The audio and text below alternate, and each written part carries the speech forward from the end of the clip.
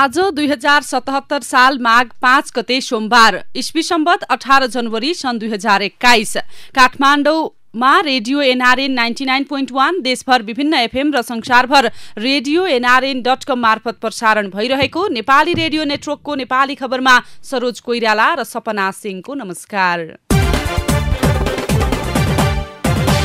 संसद विघटन सम्बन्धी मुद्दा हेर्दैमा निर्वाचन आयोग चुनावको तयारीमा 8 अर्ब खर्चको अनुमान। प्रदेश 2 मा शीतलहरको कहर। फास्ट ट्र्याकको ठेक्काले सेनाफेरी विवादमा आर्थिक प्रतिस्पर्धा बिना 12 अर्बको ठेक्का दिने तयारी लगायतका खबर आजका पत्र पत्रिकाको अघिल्लो पृष्ठमा छापिएका छन्। गोरखापत्र दैनिकमा छापिएको स्थानीय पहिरन लोप हुने अवस्थामा शीर्षकको खबरलाई हामीले आजको खास खबर बनाएका छौं। हुम्ला जिल्लाका जनजाति समुदायले लगाउने परम्परागत पहिरन लोप हुने अवस्थामा पुगेको छ। गाउँ बस्तीसम्म आधुनिक कपडा पुग्दा सबैको आकर्षण त्यसैमा हुन थालेपछि च्याङ्ग्राको ऊनबाट बनाइने पुरुषले लगाउने बक्खु, सुरुवाल, दोच्छा, काम्लो, कोट र महिलाले लगाउने गाउन, चोलो, घाग्रो, काम्लो लगायतका कपडा लगाउने मानिस गाउँघरमा पाउनै मुस्किल हुन थालेपछि स्थानीय पहिरन लोप हुने अवस्थामा पुगेका हुन्। घर घरमा आधुनिक सर्ट, प्यान्ट, कुर्ता, सलवार लगायतका आधुनिक कपडा पुग्दा सबैको रोजाई त्यस्ता कपडामा परेको र पछिल्लो पुस्ता सबै आधुनिक कपडामा आकर्षित हुन थालेकाले स्थानीय पहिरन लोप हुन थालेको सर्केगाड गाउँपालिका 8 का लालधन एडीले बताउनु भएको छ। पुराना पहिरन अघिल्लो पुस्ताका केही बुढापाकाले मात्र लगाउने तर नयाँ पुस्ताले लगाउन छाडेको उहाँको भनाइ छ। बढी टिक्ने न्यानो उनको घर बुनाका कपडा सबैले नलगाउने भएपछि यसको उत्पादन पनि न्यून भएको उहाँले बताउनु भएको छ। नेपाली रेडियो नेटवर्कको नेपाली खबरमा अब अघिल्लो पृष्ठका खबर। हिमालय टाइम्सले संसद विघटन सम्बन्धी मुद्दा हेर्दैमा शीर्षकमा खबर लेखेको छ। संवैधानिक इजलासमा बहस जारी रहेको प्रतिनिधि सभा विघटन विरुद्धका मुद्दा आइतबार हेर्दैमा राखिएको छ। प्रधान न्यायाधीश चोलेन्द्र शमशेर जबरा सहितको संवैधानिक इजलासले निरन्तर बहस हुने गरी हेर्दैमा राखेको हो। आइतबारको सुनवाईमा रिट निवेदकका तर्फबाट वरिष्ठ अधिवक्ताहरू दिनेश त्रिपाठी, सुनिल पोखरेल, संविधानविद भीमार्जुन आचार्य लगायतले बहस गर्नुभएको थियो। बहसका क्रममा संविधानविद आचार्यले बहुमतको प्रधानमन्त्रीले संसद विघटनको ब पनि उच्चारण गर्न नमिल्ने जिकिर गर्नुभएको थियो। बहुमतको प्रधानमन्त्रीले संसद विघटनको ब पनि उच्चारण गर्न पाउँदैनन्। संविधान विपरीत संसद विघटन गरेपछि त्यसलाई राजनीतिक प्रश्नको आवरणमा छोप्ने प्रयास भइरहेको छ। 2052 सालमा नयाँ निर्वाचन गर्न आर्थिक भार हुने भन्दै अदालतले संसद पुनर्स्थापना गरिदिएको थियो। बहसका क्रममा आचार्यले भन्नुभयो, प्रधानमन्त्री केपी शर्मा ओलीले समृद्ध नेपाल र सुखी नेपाली बाहेक आफ्नो अन्य स्वार्थ छैन भनेका छन्। तर संविधान विपरीत कदम चालेपछि जनता कसरी सुखी हुन्छन्? वकिल र न्यायाधीशहरूबीच सवाल जवाफ। प्रधानमन्त्रीले संसद विघटन गर्न नपाउने अधिवक्ताको जिकिर भन्दै संसद विघटन सम्बन्धी मुद्दा हेर्दैमा शीर्षकमा हिमालय टाइम्सले यो खबर छापेको हो।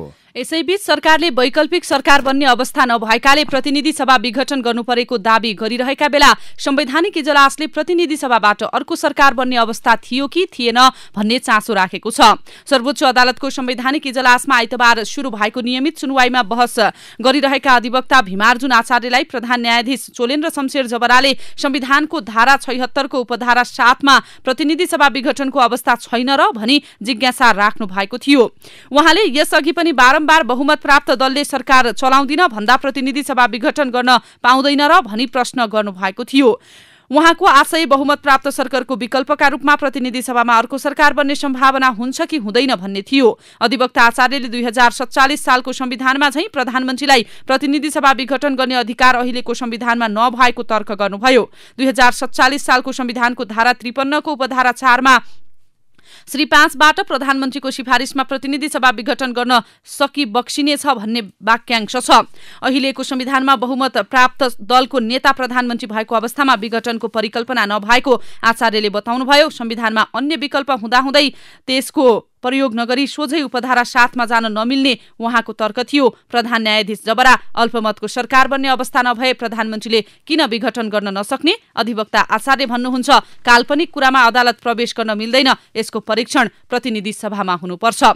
वैकल्पिक सरकारको सम्भावना थियो कि थिएन शीर्षकमा आजको कान्तिपुर दैनिकको अघिल्लो पृष्ठमा खबर छापिएको छ।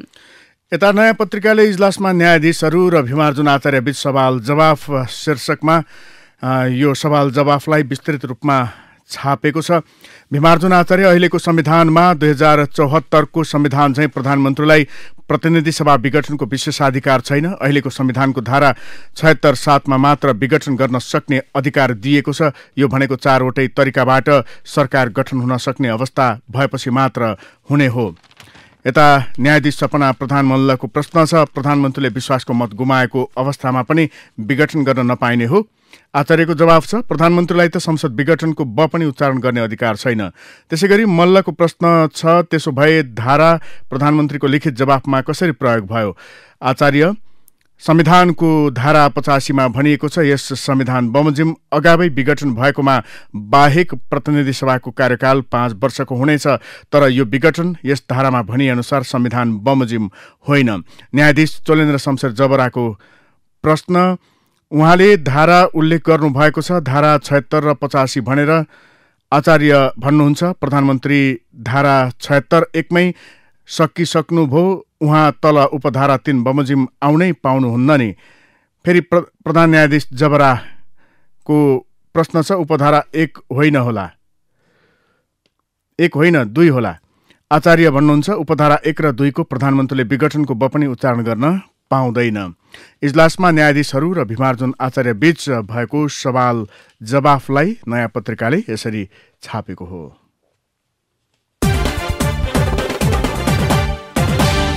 निर्वाचन आयोगले 17 र 27 वैशाखमा गरी 2 चरणमा हुने तय भएको प्रतिनिधि सभा निर्वाचनका लागि करिब 8 अर्ब खर्च लाग्ने अनुमान गरेको छ।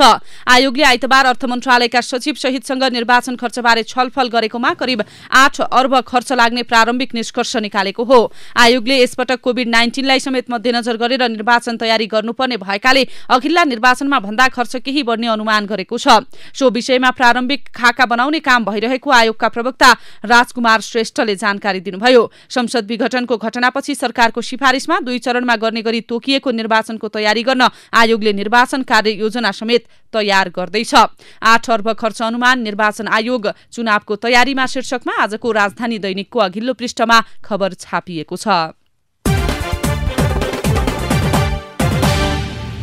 प्रदेश 2 मा शीतलहरको कहर शीर्षकमा कान्तिपुर दैनिकले खबर छापेको छ। तापक्रम घट्दै जाँदा प्रदेश 2 मा शीतलहरको कहर सुरु भएको छ। लुगलुग कमाउने ठण्डीले जनजीवन प्रभावित बनेको छ। शहरी क्षेत्रमा मानिसको चहल पहल पातलिएको छ भने दाउरा, काठ र पराल बालेर चोकचोकमा आगो ताप्ने क्रम बढेको छ। प्रदेश 2 प्रहरी कार्यालय जनकपुरका अनुसार पुष्यता शीतलहरले 4 जनाको मृत्यु भएको छ। सिराहामा 5 दिन यता मात्रै 3 जनाले ज्यान गुमाएका छन्। मृत्यु हुनेमा 8 वर्षीय बालक पनि छन्। प्रदेश प्रहरी कार्यालयका एसएसपी मसरुद आलम खानले सिराहामा 3 जना र सर्लाहीमा 1 जनाको मृत्यु भइसकेको पुष्टि गरे। पुष 5 गते सर्लाहीको हरिपूर्वा 4का 45 वर्षीय रोजाई शेखको ठण्डीकै कारण मृत्यु भएको जिल्ला प्रहरी कार्यालय सर्लाहीले जनाएको छ। सिराहा प्रहरीका अनुसार करजनवा 3 बन्दीपुरका 70 वर्षीय बिन्टु महतो, बरियाटा पट्टीका 85 वर्षीय प्रयागी देवी शाह र मिर्चया 7 मोराहाका 8 वर्षीय बालक जाबिर राइनको मृत्यु भएको छ।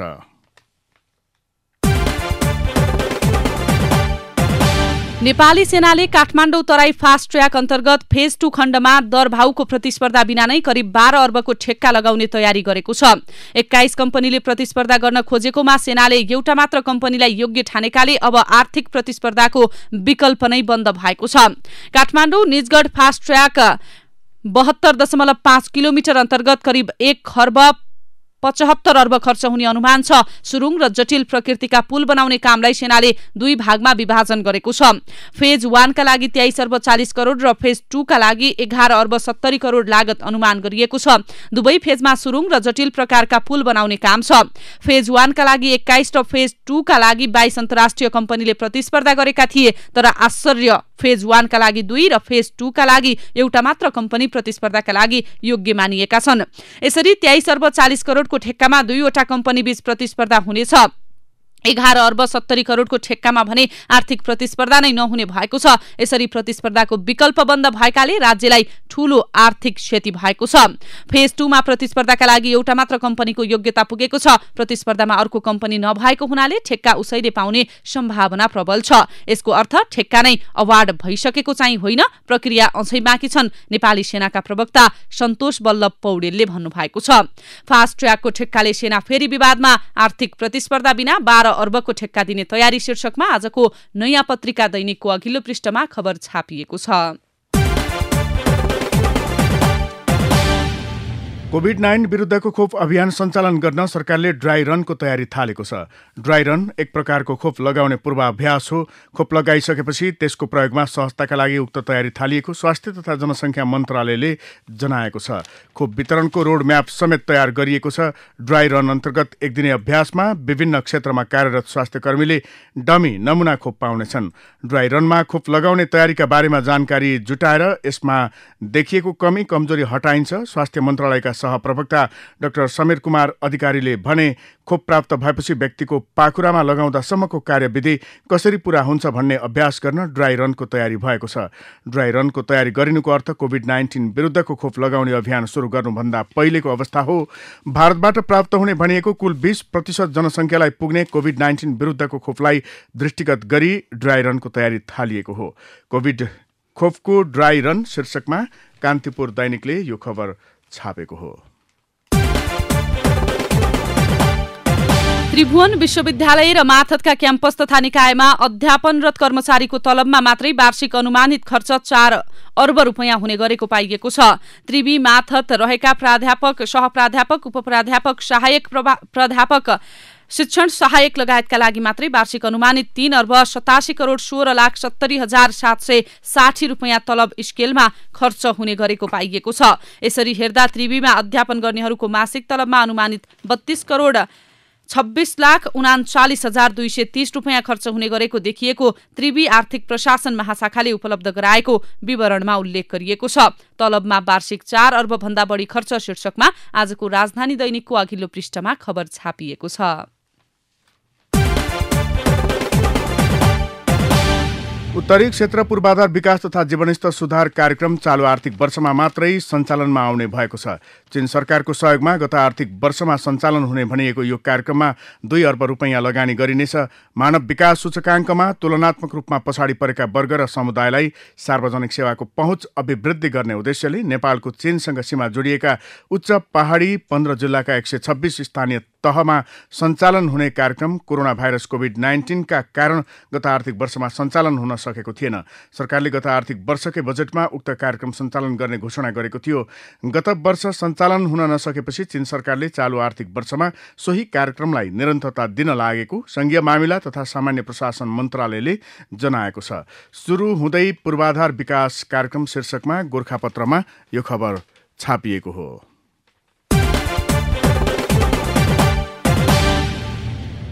आगामी 2080 सालसम्ममा विद्यालय तहका सबै कक्षामा नयाँ पाठ्यक्रम लागू हुने भएको छ। पाठ्यक्रम चरणबद्ध रूपमा लागू हुनेछ। विद्यालय तहमा चरणबद्ध रूपमा नयाँ पाठ्यक्रम लागू गर्ने योजना अनुरूप 4 वर्षभित्रै सबै कक्षामा कार्यान्वयनमा आइसक्ने पाठ्यक्रम विकास केन्द्रका महानिर्देशक केशव दाहालले जानकारी दिनुभयो। चालू शैक्षिक सत्रमा कक्षा 1 र 11 मा नयाँ पाठ्यक्रम लागू भइसकेको छ। केन्द्रका अनुसार 2078 को शैक्षिक सत्रमा कक्षा 2, 3, 6 र 12 तथा 2079 सालमा कक्षा 4, 7 र 9 मा नयाँ पाठ्यक्रम कार्यान्वयन गरिनेछ।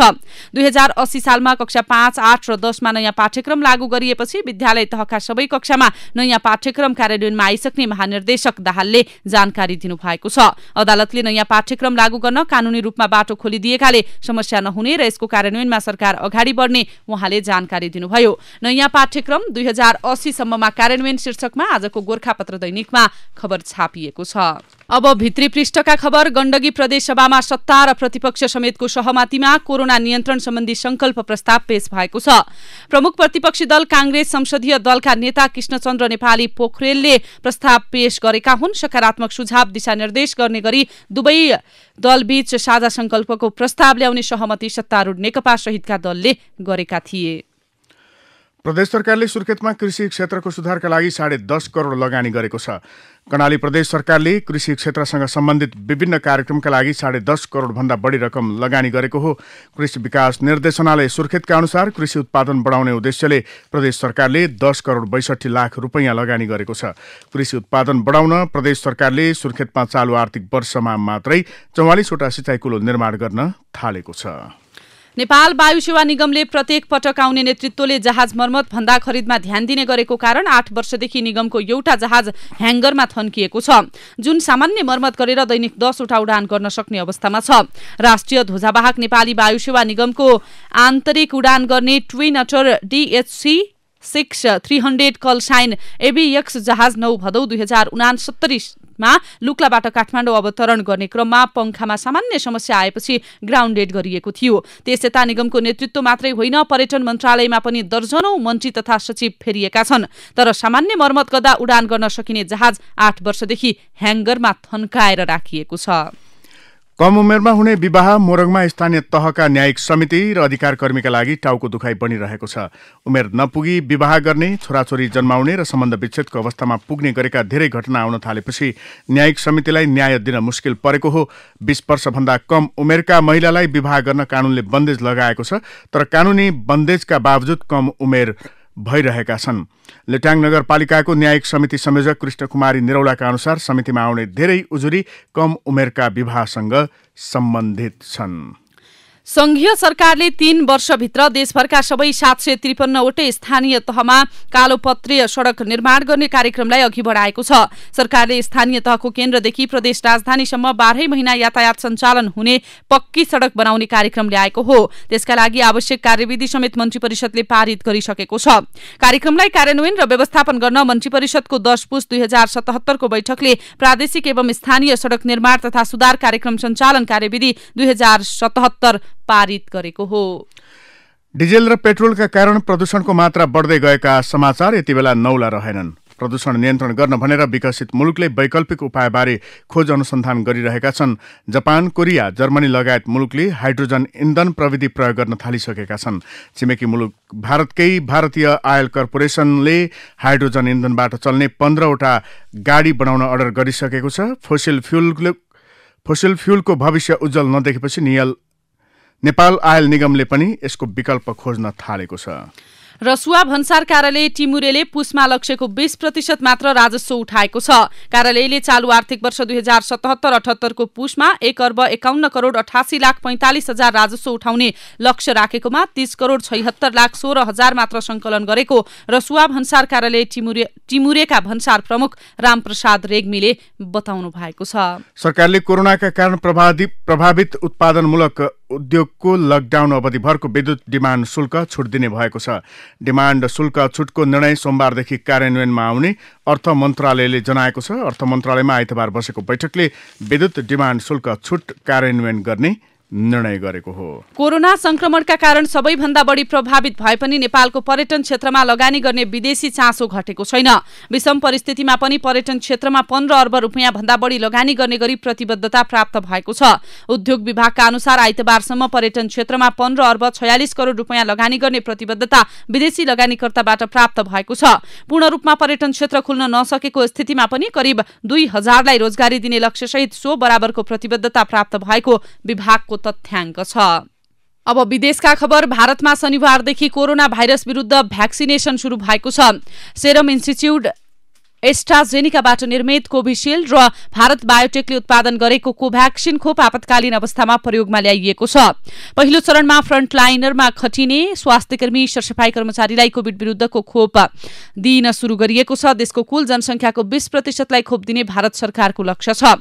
खोप लगाएका मानिसमा यसको साइड इफेक्ट देखिन थालेको भारतीय सञ्चार माध्यमले जनाएका छन्। पछिल्लो पटक प्रकाशित एक रिपोर्ट अनुसार दिल्लीमा भ्याक्सिन प्रयोग गरेका स्वास्थ्यकर्मीमा विभिन्न स्वास्थ्य समस्या देखिएका छन्। शनिबार राजधानी नयाँ दिल्लीमा 81 वटा स्थानमा भ्याक्सिनेसन शुरू गरिएको थियो। दिल्लीमा पहिलो दिन 4319 जनाले खोप लगाएका थिए, जसमध्ये सुरुकै दिन 52 जनामा सामान्य साइड इफेक्ट र 1 जनामा गम्भीर बिरामी परेको तथ्याङ्क बाहिरिएको छ। अब खेल र खेलाडीका खबर। साबिक विजेता नेपाल पुलिस क्लब प्रधानमन्त्री कप 1 दिवसीय राष्ट्रिय क्रिकेट प्रतियोगिताको पहिलो खेलमै स्तब्ध बनेको छ। पुलिस पहिलो खेलमा बागमती प्रदेशसँग 7 विकेटले पराजित भएको हो। 112 रनको सामान्य विजय लक्ष्य बागमतीले 34 ओभर 4 बलमा 3 विकेट गुमाउँदै पूरा गरेपछि पुलिस पहिलो खेलमै हार भोग्न बाध्य बनेको हो। बागमतीको जितमा मध्यक्रमका ब्याट्सम्यान तथा उपकप्तान पृथु बास्कोटाले अभिजित 48 रनको योगदान दिए। ईशान पाण्डे 17 रनमा अभिजित रहे।